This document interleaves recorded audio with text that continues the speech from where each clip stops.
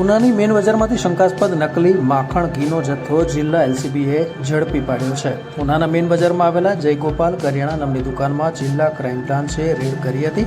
Red કરતા દુકાનમાંથી 132 kilo માખણ અને 78 કિલો ઘીનો શંકાસ્પદ નકલી જથ્થો મળી આવ્યો છે.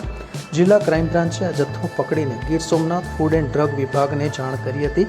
ફૂડ એન્ડ ડ્રગ વિભાગ દ્વારા ઝડપાયેલા શંકાસ્પદ નકલી માખણ ઘીના સેમ્પલ લઈને ઘીનો જથ્થો સીઝ કરવામાં આવ્યો, જ્યારે માખણના જથ્થાનો નાશ કરવામાં આવ્યો.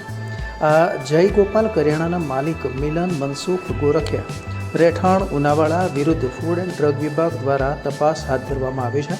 જયગોપાલ કરિયાણાવાળા મિલન મનસુખ ગોરખિયાનું ફૂડ એન્ડ ડ્રગ વિભાગનું લાયસન્સ 9 વર્ષ પહેલાં જ પૂરું થઈ ગયું હતું, છતાં પણ આ વેપારી દ્વારા શંકાસ્પદ નકલી માખણ ઘીનું વેચાણ કરવામાં આવતું હતું. ત્યારે ઉનામાં ફૂડ એન્ડ ડ્રગ વિભાગ આવતું હોય તેને આ બાબતને ધ્યાનમાં નહીં હોય તે પણ એક મોટો સવાલ છે.